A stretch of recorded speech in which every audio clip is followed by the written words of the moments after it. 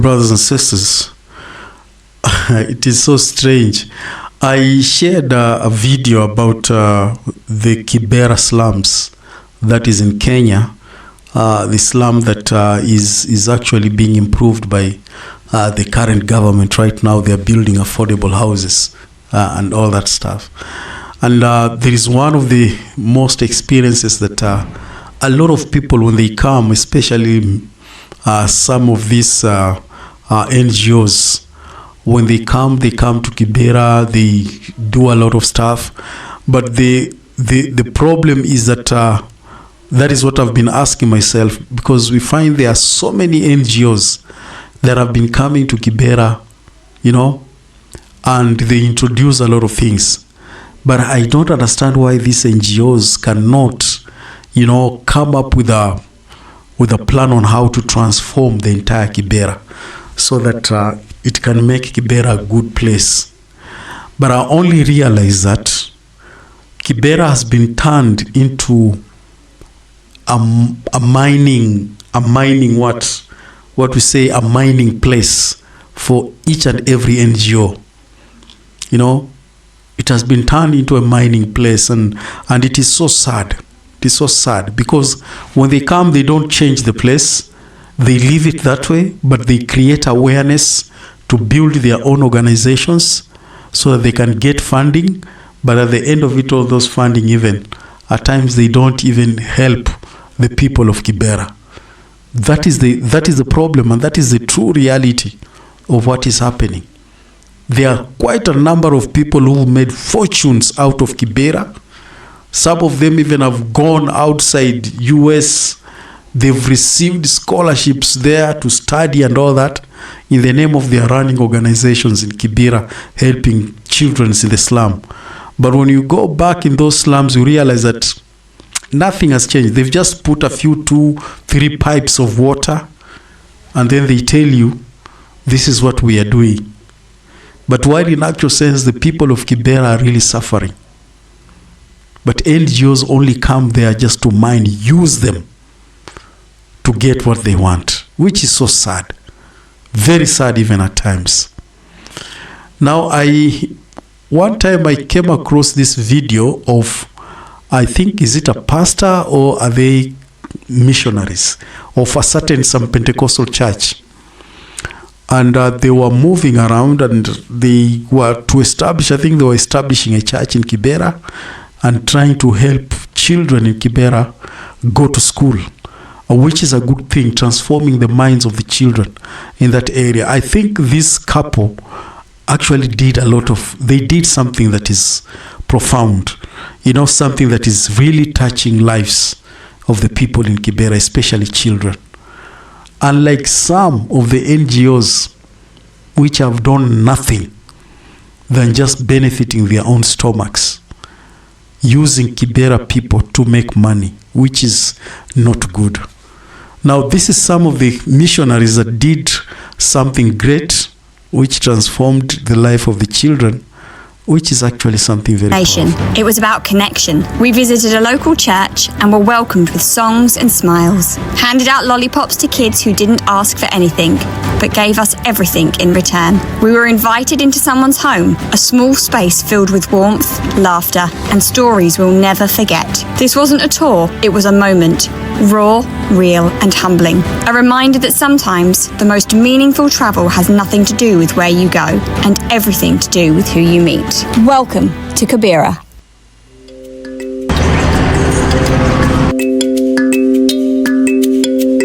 This is Kibera, which is the largest slum in Africa. Not going to lie, I feel a little bit nervous, but we have a local guide who's a commander, and so they've ensured our safety. So we're feeling confident.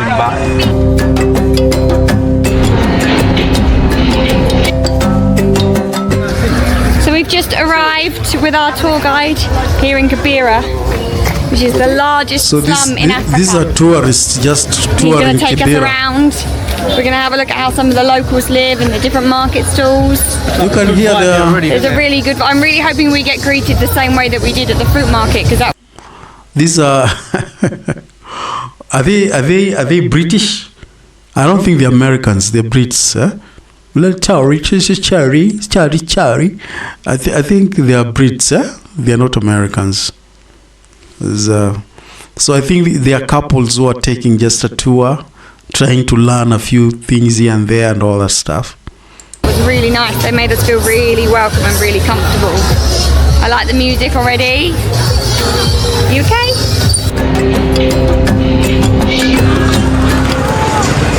Tom Muzungu walking in the streets of Kibra. This place is where the houses for our... If you improve, you come from the slum, you want a good house, you can come to this area called Olympic. Can we buy a candy? Yes, you can buy. What is it? 10 shillings. No, what is it? It's in pipe. We call it pipes. Is it sweet or savoury? Snacks. Yeah, they're snacks. Snacks. Like crisps? Like crisps? Yeah. Okay. For children. Okay. What do you want then, Oliver? Oh, the little, look at the biscuit. Nice biscuit. They look good, don't they? I hope they're tasty. You're happy. Violet's happy with her rainbow crisp. So can you open her lolly, please? Open the lolly, yeah? Okay. No, the kids are innocent. They don't know it. Oh, hello. That was a nice cuddle. What do you want? This one. How much is that? This one is 550. How much? 550. Last price is 500. That is Muzungu price. This one is That is Muzungu price. Muzungu price is a price given to a foreigner. Like if you don't know anything, you don't have a local person, they double charge you there. So I'm definitely sure he's getting a Muzungu price there. 1,000 together. Thank you. The locals here like it when you buy the kids the sweets, so I think we're going to get some sweets and hand them out to the children. One of the little boys just came up and gave me a lovely cuddle. Yeah, that's... Oh, look, Mum. Look, the kitten. Oh my goodness. Oh, look at the little cat. Be very gentle. Very gentle. So we've got lots of lollipops. So when we see the children, we'll give it to them. Really, really cool vibe here with the music playing. So this morning we went to a different market that was called, what was it called? Gikumbu, which is where they buy the stuff to come and sell it. Kikomba, We not weren't as- Kikumbu. We Kikomba. weren't as keen on that though. Say hi. Take another one, give the other one. Wewe mwingine chunguja yako. Oliver, give to the other girl. There you go. The other girl. Yes. Okay, you'll give another one. This is charcoal. This is what we use for cooking here, charcoal. Okay, Take another one, give another one. Good girl, Violet. Take another one, give it another one. Yes. Thank you. Wow, nice. Ah, look at the smile on their faces.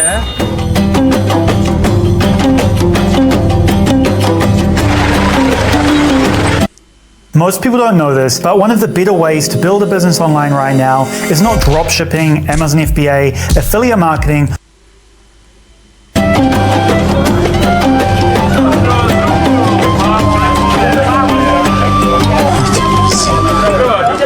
Oh wow, they've been swarmed for sweeties.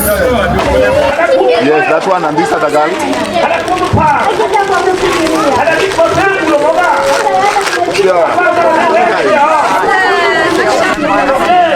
Give this one. One. It's really nice to see Oliver and Violet handing the sweeties out. Give this one. One. And Ed's deleting the soggy crisps. Give this one. Violet, no, there's No, more. Violet, there's more. All the kids have appeared out of nowhere. They must have got word that there were little kids giving out sweets and they've all appeared. Violet's playing her piano. Feels like a really nice community of people around here as well.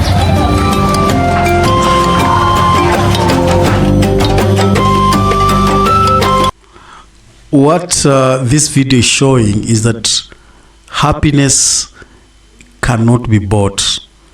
Happiness, you can be happy anywhere. You can be happy anywhere.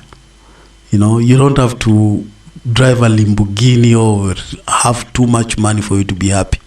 Happiness is something that is just learned. And you can see these people in the slum, they can afford a smile, they can, you know, they're just happy.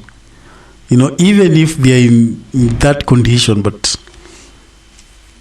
happiness is godly.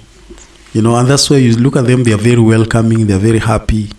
You know, that is how it is. You don't buy happiness. Now we're heading into the slum, I'm guessing. Hopefully I'm not going to slip. I want to explain something about the slum here.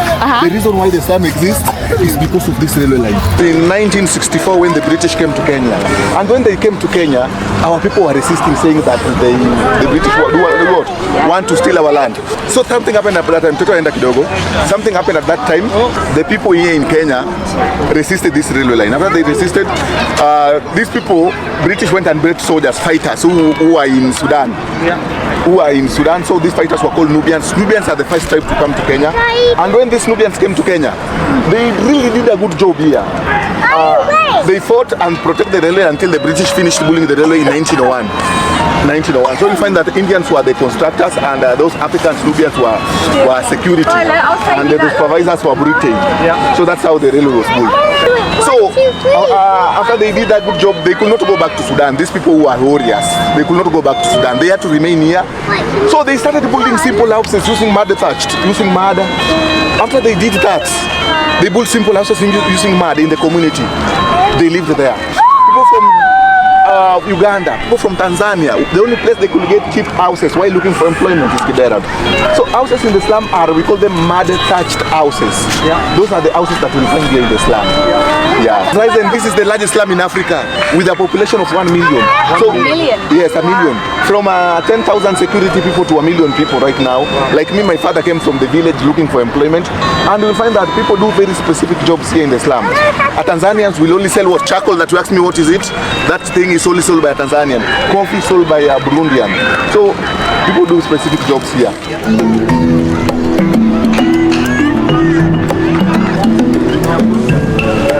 So we're about to head into the slum. It's the largest slum in Africa with a population of 1 million. It's a huge population.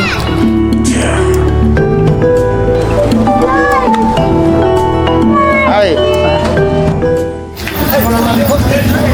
Hey, mambo, mukapo. Hey, mukapo. Hey, ni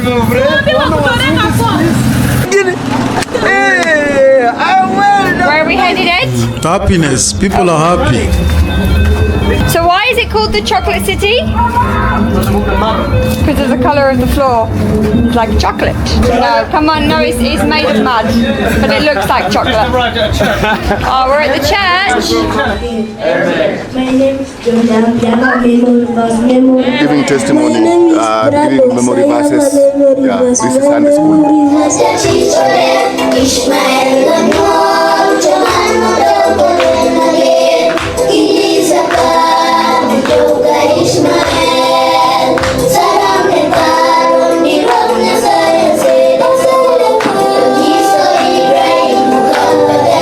That is a local church there.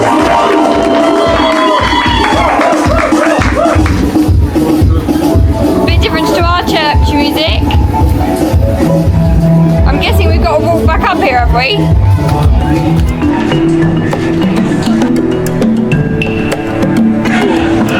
You can see people build houses over the other ones. No more spaces for people to build houses. You don't have space to build more houses. The land belongs to the government. So you can only buy a house. But you cannot build a house. There's no space for building any more house. If you want a house, it belongs to you, you can buy it. So people pay rent. They pay rent to structure owner. A house belongs to a structure owner. The person who built the house in the slum here. We call them structure owner.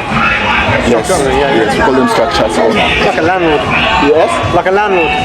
Yeah, it's like a landlord. So, electricity provided by cartels, water provided by cartels. That is the way it works. The government tried to bring water, the government tried to bring electricity, it was not able because of these cartels. They control the whole system. By World Bank, you can see that pole, that box on the pole, this box in this pole. All of it, you'll see every pole has this box, but they were looted, they had meters. People could not pay, so the cartel saw the gap and brought the what? And brought the electricity. Because the roofs are brownish in color. You can see the way the roofs look like in color. That's why you call it chocolate city.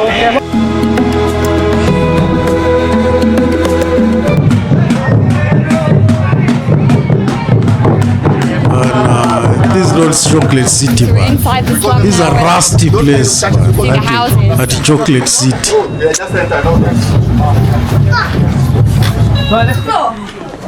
Simple sitting room. This corruption is what making people live like You this. can see on the other side is the other what? I told you earlier that we don't have toilet, we don't have a bathroom.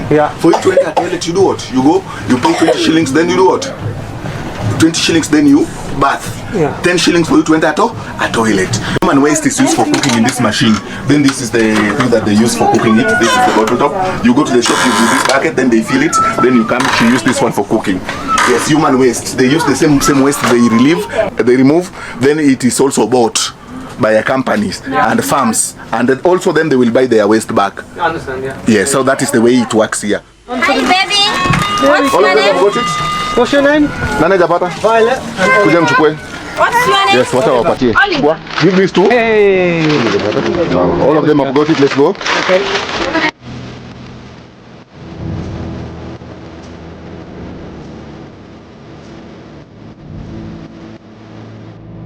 This river, this is the cheapest place where you can live here in the slum because of this river. Yes. So in this river here, you find that it was once very clean, but right now it is polluted because all the waste from the community comes here. With $22, you can find a house for a month. It is the cheapest place because your life is not. Yes, $22. $22. Your life is not guaranteed here. Like that woman who were in our house, we are the one who pay the rent. We removed her from this river on the other side because the neighbor was carried away by water. So we took her to a better house through the tour. So that house, that's why we entered there. We are the ones who pay the rent through the tour. That's what happens here. Yeah. And this river, I think this is the only place for our children to play. There's no playground in the community. If they want to play, this around here. But when it floods, this is the most dangerous place. Water reaches up to where we are. It carries even a 10,000 liter tank around here. How is it? Different. An experience. Simply because cartels do not want the government to put services run by a cartel. Yeah, in the shopping centre. Yeah, okay. Go on then, hand them out, hand them out. One each, one each. Take sweets from here.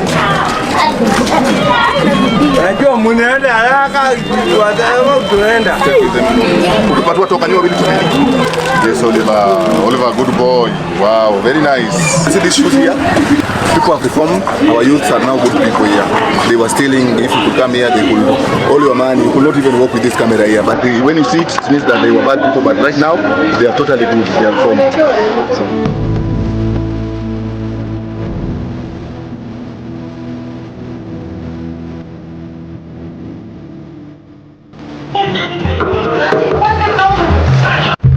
Just heading out of the slums now. I have to say, after visiting Kibra this morning, I said to Ed I didn't want to come to the slums because I didn't have the best experience. But we've had a really nice time here. The kids loved handing out the sweets. Ed, what's been your best part about here? Handing out the sweets. Yeah. And the church, probably. Yeah, the church was really and good. The friendly and welcoming people. The downside to going back to the taxi is that we have to go up the hill. So our school gives free education through the tour. That's why I'm known. I can, and the children don't pay anything. You just bring your body yourself, then you get education. Okay. That's why the people are talking to me around where as we walk, because they know that you coming here, the community also some benefits. Half of what we get through the tour supports the community, supports our school. We definitely recommend coming here. It's really helpful for their community as well because the money that you pay goes back towards them, which is nice. Yeah, we'll leave a link in the description below so that you can see how we booked it. It was all done through the tour guide. Definitely a nice way to see other parts of Kenya as well, not just the real touristy areas. It's nice to see how they live here as well. The kids are very tired and very muddy, so I think they want a little bit of a clean. Oliver doesn't like being muddy. Kibra challenged us and welcomed us. In just a few hours, it taught us more than any guidebook ever could. Yeah, that is Kibra for you. That is the biggest slum in Africa. But very soon it will no longer be there. I hope the government is working so hard to ensure that people get affordable housings. These are a very, very tough place. I remember working there as a missionary. It was a very tough place. Sometimes you visit members and you feel like, what exactly is happening with life? You know? Otherwise, thank you very much. God bless you. Looking forward to see you again next time. Thank you a lot.